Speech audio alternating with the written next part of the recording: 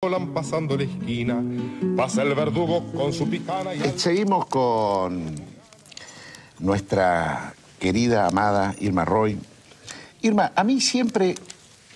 Nosotros hicimos alguna campaña electoral juntos y debo decir que una cosa que me sorprendió siempre de vos es tu disciplina cuando te tenés que mostrar en público, ¿no? Y siempre me decías, esto lo aprendí, clase número 1 de Alejandro Romay, que era no salir si uno no está plenamente producida. No, yo en realidad el aprendizaje lo tengo de Cunil Cabanellas, del Conservatorio Nacional. Que Gran era, maestro de por teatro, Dios, maestro de los maestros, así es. Y además nunca más hubo una escuela igual a la que yo transité, como Halcón, como María Rosa Gallo, como Fernando Labat, como los actores de ese tiempo que éramos disciplinadísimos y que además cada año era eliminatorio en el conservatorio. Y después me crié con Eduardo Cuitiño, no te olvides. Eduardo Cuitiño, yo era novia para casarme y el ensayo era a las 12. Descompuso el colectivo en el que viajaba. En esa época viajaba en colectivo. Gracias a Dios y la Virgen, puedo ir en taxi. Y entonces llegué 2:05. Y me dijo, ¿usted qué hora tenía ensayo? A las 2, señor. ¿Qué hora es? 2:05. No tiene ensayo y tiene 50 pesos de multa. Y yo ganaba 150. ¿Quién es el que te suspendió? Cuitiño, que después era mi... Pero era que te iba a casar. Te iba a casar. Pero mirá lo que era... Siendo novio te suspendió. Tenía razón. Y la puso él, me imagino. No, ¿qué la va a poner? Me la cobró a propósito. ¿Siempre tuviste marido pijotero? Sí, no son pijoteros. Son generosos con otras. ¡No, basta! Cambiemos. No se puede.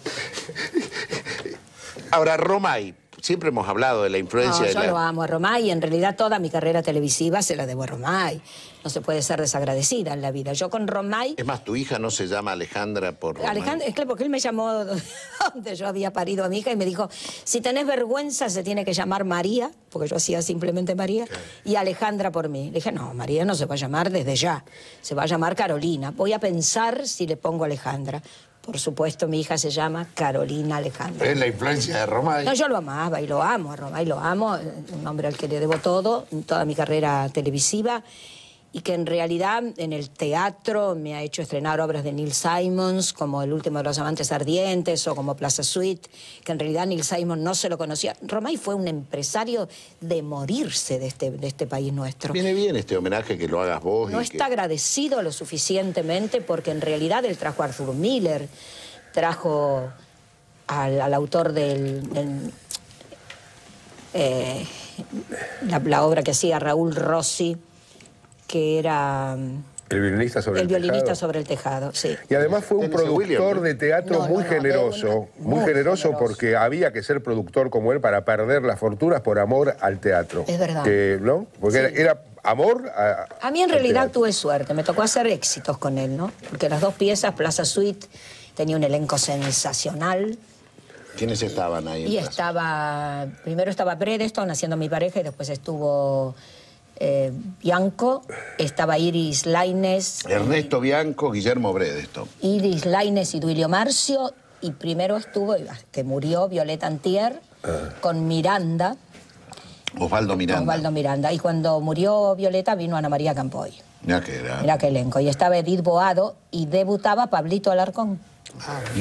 Mirá vos dónde está Pablito Alarcón hoy, ¿no? Decime, y la otra obra, dijiste 2 obras, sí. El último de los amantes ardientes, Rossi hacía los 3 actos, que después la hicieron con un acto cada actor y actriz. Pero él hacía los 3 actos, me parece que Martínez hizo también los 3 actos, con 3 mujeres diferentes. Yo era la prostituta, que era la primera. Entonces él era un tipo que llegaba a los 40 años y decía qué había hecho de su vida y resuelve pasar un día diferente. Entonces se va al departamento de un amigo que le presta y él convoca a una prostituta. La prostituta le pide cigarrillos y él, como no fuma, no tiene. Y entonces ella le empieza a explicar su vida, que es prostituta porque no tuvo posibilidades, porque nació en una casa de prostitutas y todo un historial. Es una crítica social la obra. El segundo acto... Él se prepara y entonces tiene cigarrillos de todos tipos, bebidas de todos tipos. Tiene todo lo que ha habido y por haber en una cita de amor que venía María Banner, que era una hippie, y le pide droga. Entonces él fracasaba siempre, pobre santo. Y entonces él decide que en esta cosa que fracasa conmigo, fracasa con María, decide citar a una amiga de su mujer, que era Iris Lainez, porque dice, va a ser lo mismo. Y esta mujer viene y le cuenta que en realidad ella tuvo un shock con su marido, que una noche la tocó y ella pensó que era para hacer el amor, y él le dijo que estaba enamorado de otra, que era su íntima amiga. Y entonces dice, yo no me olvido nunca de eso porque era maravilloso. Dice, yo me levanté y me comí un sándwich de dulce de membrillo con jamón. Mira qué asco. Dice, y nunca más le volví a sentir gusto a ninguna comida. Decime, ¿y Héctor Ricardo García, el otro grande de la televisión, trabajaste con él? No, yo no trabajé con Ricardo García. Con Héctor Ricardo García, a quien quiero mucho y respeto, porque la primera persona que me hizo una nota fue Héctor Ricardo García en un tiempo muy difícil mía. En el año 80, creo, me contrataron para hacer, era maravilloso, No hay que llorar, de Roberto Cosa. Y estábamos con Carela. Con Carlos Carela. Y estaba María... Dos peronistas se defendían. No, te cuento. María Rosa Fugazot, Ulises Dumont, Carmen Jambí, que hacía la madre, y un otro muchacho cuyo nombre no me acuerdo, que era un marchand y que trabajaba en la obra. Y ocurre que no podían anunciar ni a Carela ni a mí. ¿Estaban prohibidos? Estábamos prohibidos los dos. Y entonces no se podía nombrar. Se hacía No hay que llorar y figuraban los 4 primeros. Entonces la gente veía el cartel en la calle Florida, entraba y decía, Irma Roy. ¿Es Irma Roy? Sí, le decían. Y entonces entraban a verla. No, era terrible. Y después en el año 80 me hicieron... Y ahí García te hizo una nota sobre esta obra. García, yo se lo agradezco hasta que me muera.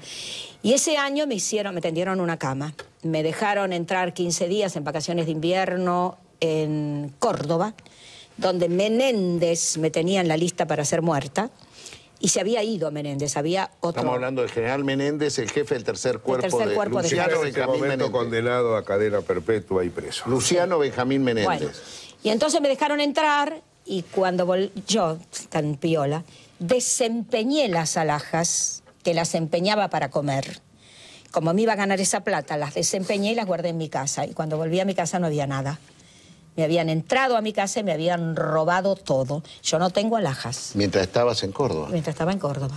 No, después supe... sin ni una alhaja. Sin ni una... Perdón, yo soy viuda de Cuitiño, con lo cual soy bisnieta política del Mazorquero. Es decir, yo tenía alhajas de familia, cosas maravillosas.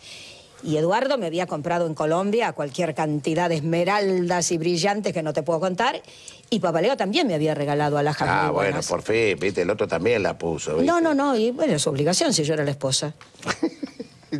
Ahora, ¿la vocación por la política viene de Cuitiño o viene...? No, yo soy peronista de siempre, desde chiquita, porque... Pero los rosistas eran peronistas ya en aquel entonces. ¿Qué cosa? No, te habla por Cuitiño. Cuitiño era peronista. Eran peronistas. Nosotros éramos peronistas todos. Cuitiño era además amigo y fue ajusticiado junto con Alén, el padre de Leandro Alén. Sí, el Cuitiño de la historia, claro, sí. Siempre igual, la historia en Argentina es lo mismo. Los que luchan por el pueblo. Eso le expliqué yo a mi hija el día que tuve que explicarle que el padre estaba preso.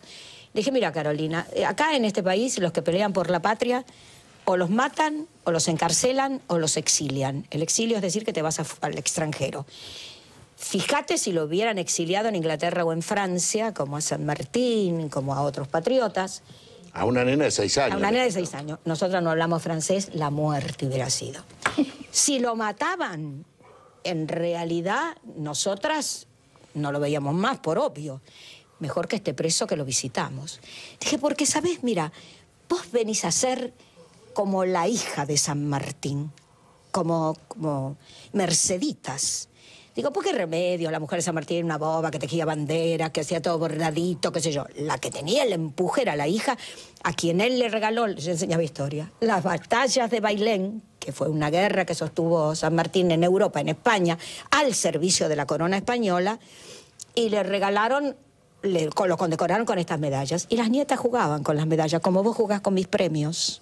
Me rompió todos los 9 que tengo. Los descabezaba mi hija.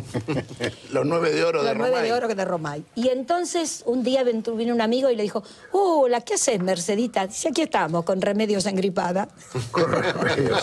Había entendido la historia. Yo creo que con este relato que acaba de decir Irma, cerrémosla así redonda, porque creo que una explicación extraordinaria la que de imaginación y de realidad la que le dabas a tu hija de qué significaba estar preso en ese tiempo, ¿no? Era muy duro.